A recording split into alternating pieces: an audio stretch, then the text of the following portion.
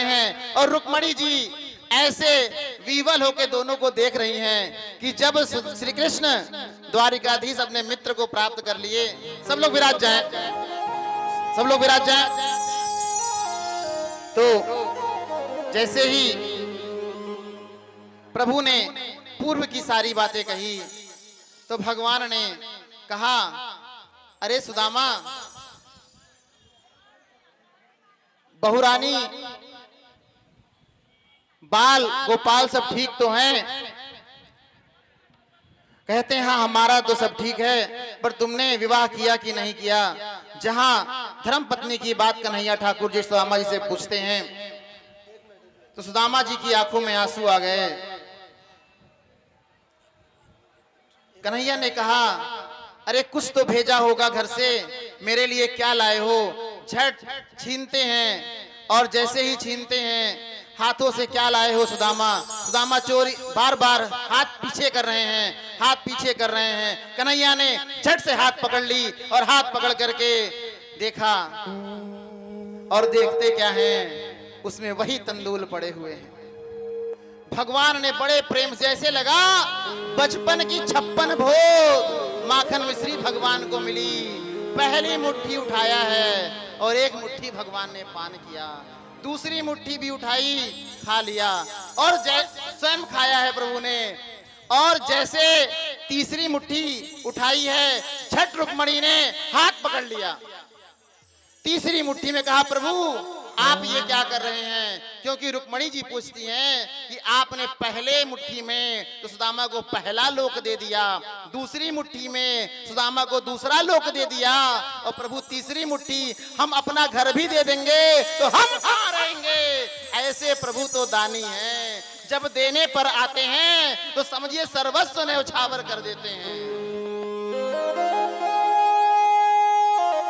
एक जगह बैठ करके दोनों में बात हो रही है, भगवान की लीला का स्मरण कर रहे हैं, सब लोग दिव्य भाव से वंदना कर रहे हैं। इस दृश्य को देख करके समस्त देवता लोग भी इस परम पावन दिव्य दृश्य का रसास्वादन कर रहे हैं। और भगवान श्री कृष्ण ने अपनी प्राण प्रिया रुक्मणी के संग जहां पर रहते थे उस पलंग पर ले गए विश्राम हेतु। कहां ले गए? कि तम विलो क्या च्युतो दूरात प्रिया पर्यकमास्थिता सहसोत्थाय चाभृत्य पर्यग्रहे मुदा।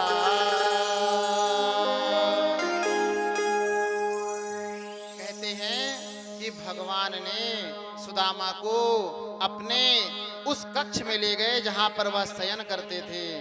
आजकल जब लोग घर बनाते हैं तो मेहमानों का पहले ही कमरा अलग कर देते हैं कि ये गेस्ट रूम तैयार होगा, परंतु भगवान सुदामा को अपने कक्ष में ले जाते हैं और कक्ष में ले जाकर के भगवान से दिव्य वार्तालाप करते हैं।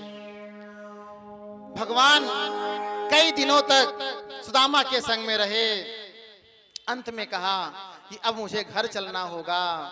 तो भगवान कहते हैं कि सुदामा कुछ दिन और रुक जाओ, परंतु सुदामा जी कहते हैं नहीं, हमने तुमको दर्श कर लिया, अब मुझे और कुछ नहीं चाहिए। आया तो था अपनी पत्नी के कहने से कि मुझे यहाँ पर आकर के धन संपत्ति दे देना, परंतु मुझे मेरा तुम्हारा दर्शन ही काफी है, मुझे और कुछ नहीं चाहिए। सुदामा जी ने अपनी भक्ति का परिचय दिया और अंत में भगवान ने, रुक्मणी जी ने, दोनों ने दिव्य वस्त्र और भगवान ने सुदामा को सुसज्जित करके रुक्मणी जी ने साड़ी दे करके दिव्य रूप से विदा किया कि सुदामा ये अपनी पत्नी के लिए और बच्चों के कपड़े दे करके विदा करते हैं भगवान। जब भगवान ने विदा किया सुदामा जी को, सुदामा जी जब अपने नगर की ओर आते हैं तो नगर में आकर देखते क्या है कि जिस जगह वो से गए थे, जहां पर मिट्टी की झोपड़ी थी, मिट्टी के घर बने हुए थे, वहां पर वो नगर में बदल गया है। सुदामा जी अपना घर नहीं ढूंढ पा रहे। और जब एक छोटा सा मंदिर निशान के रूप में था, मंदिर के बगल में जाकर के पूछते हैं कि यहाँ पर सुदामा रहते थे। अपना ही परिचय बता रहे हैं, यहाँ पर सुदामा रहते थे, उनका घर कौन सा है, अपनी ही पत्नी से पूछ रहे हैं। मतलब गरीबी की हाल में पत्नी का चेहरा एकदम मुरझा गया था, परंतु माँ लक्ष्मी रुक्मणी जी की कृपा से सब धनवान और चेहरे पे मस्तक पर तेज आ चुका था। सबके दिव्य आभूषणों से जैसे राजमहल में रहते थे वैसे वस्त्र थे। अब उनकी पत्नी ने कुछ ऐसे चिन्ह बताए कि सुदामा जी, आपके पैर में ये चिन्ह है, आप ही मेरे पति हैं, आप मेरे पति हैं सुदामा। तब जाकर के उनकी पत्नी विश्वास करती है और आकर के दिव्य प्रभु के साथ वहां पर उनकी महिमा का वर्णन करती हैं कि आज मेरे ठाकुर ने मुझको वो दिया है जिसकी कल्पना नहीं कर सकते। इस तरीके से श्रीमद् भागवत महापुराण में सुदामा जी भक्ति और भक्त भगवान नारायण ने अपनी लीला का विस्तार किया। अंत में कलयुग का प्रवेश हो चुका है। द्वारिका नगरी में भगवान विराजमान है बलराम के साथ।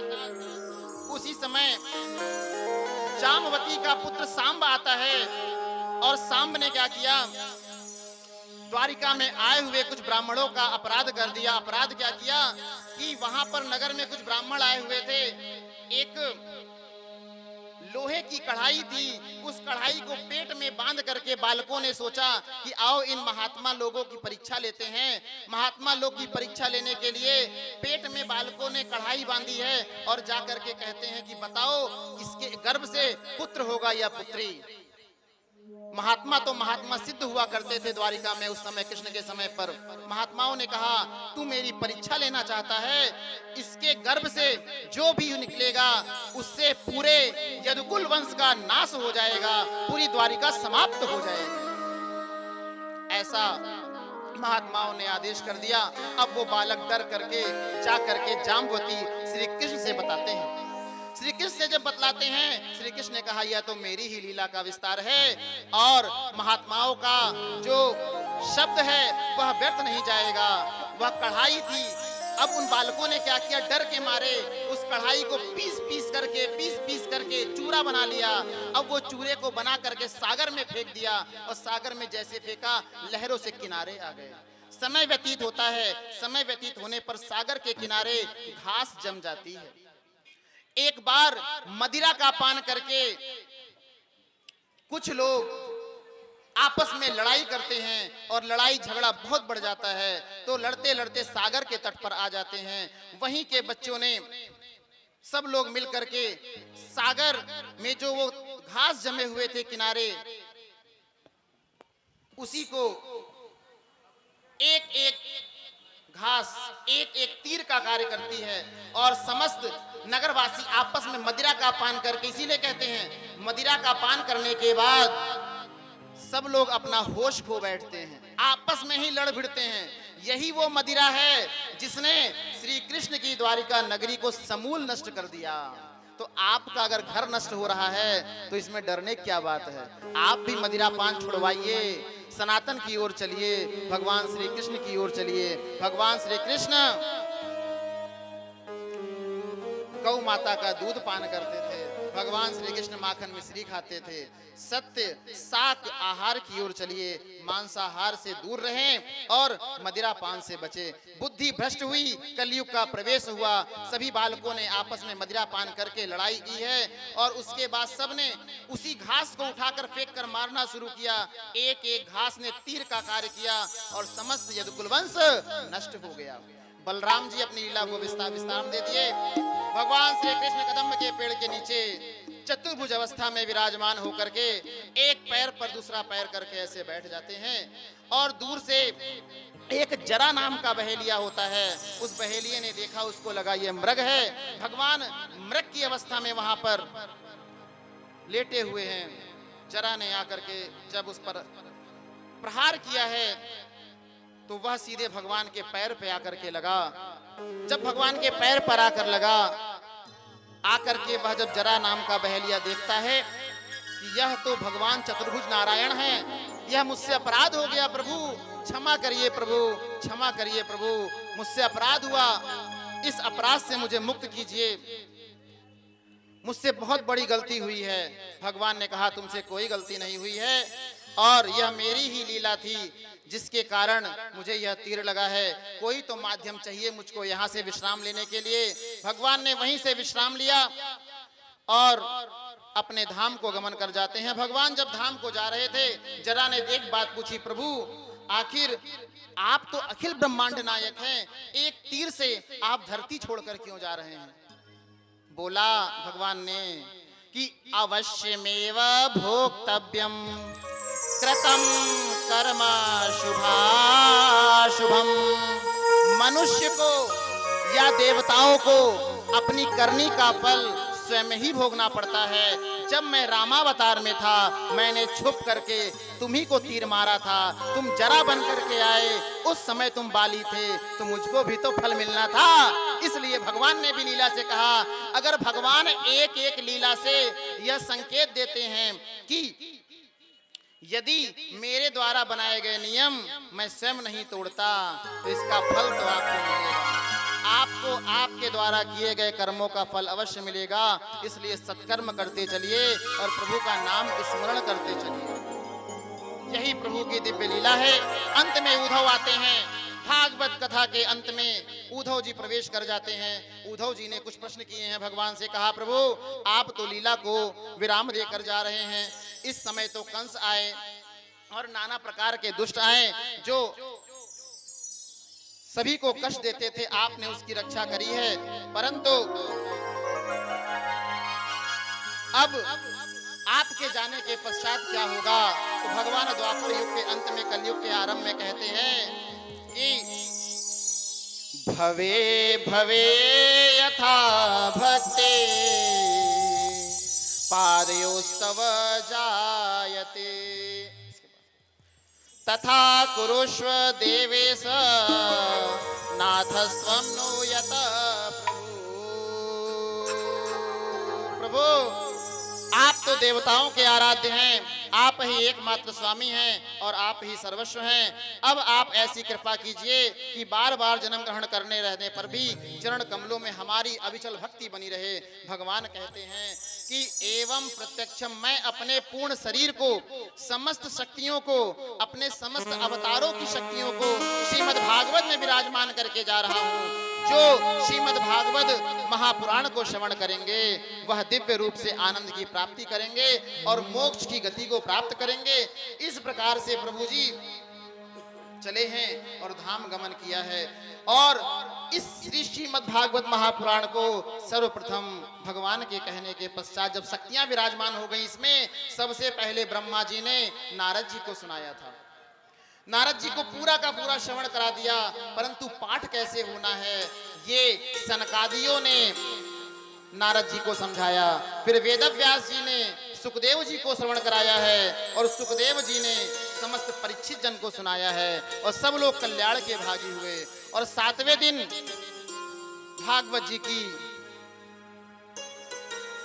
अंतिम और दिव्य मंत्र श्रीमद् भागवत का अंतिम श्लोक स्मरण करें।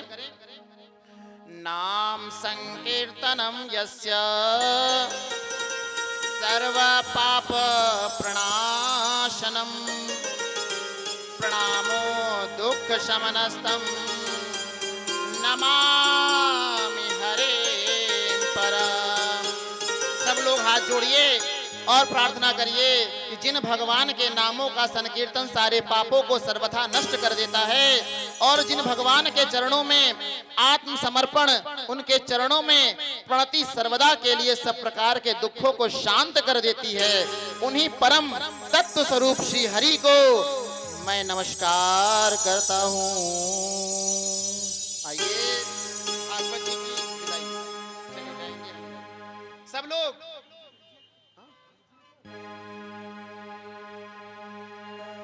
बोलो राम बोलो राम बोलो राम बोलो राम राम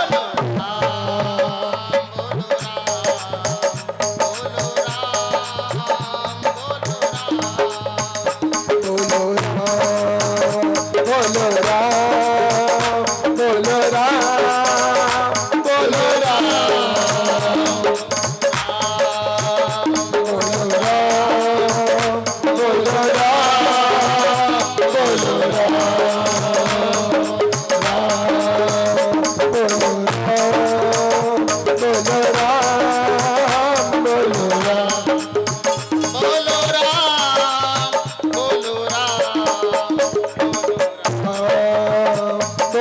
राम बोलो राम बोलो राम।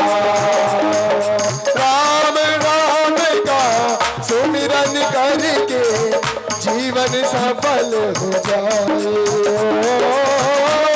राम का सुमिरन करके जीवन सफल हो जाए। राम राम का सुमिरन करके जीवन सफल हो जाए।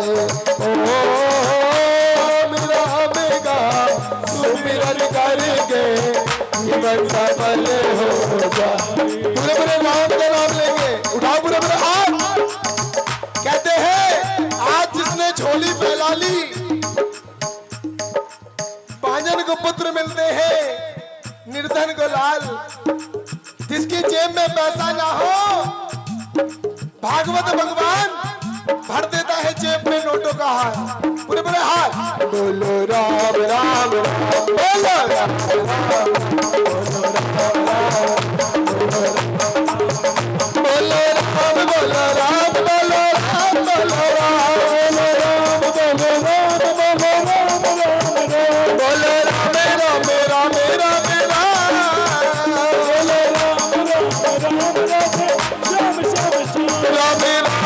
लगन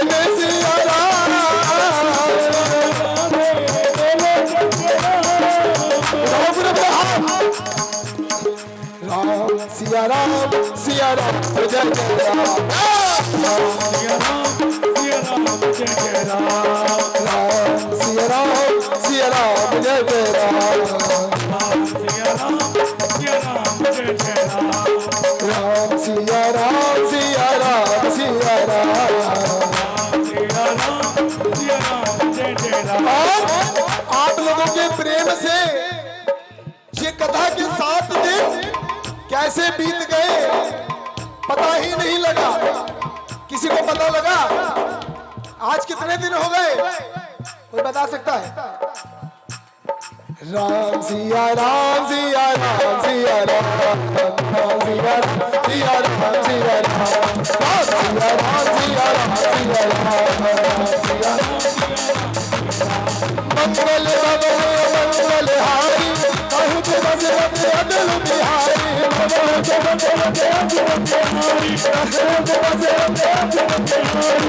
सिया राम सिया राम सिया राम राम सिया राम सिया राम सिया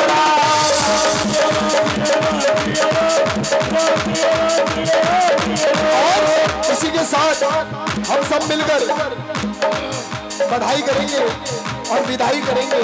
राम सिया राम सिया राम सिया राम राम सिया राम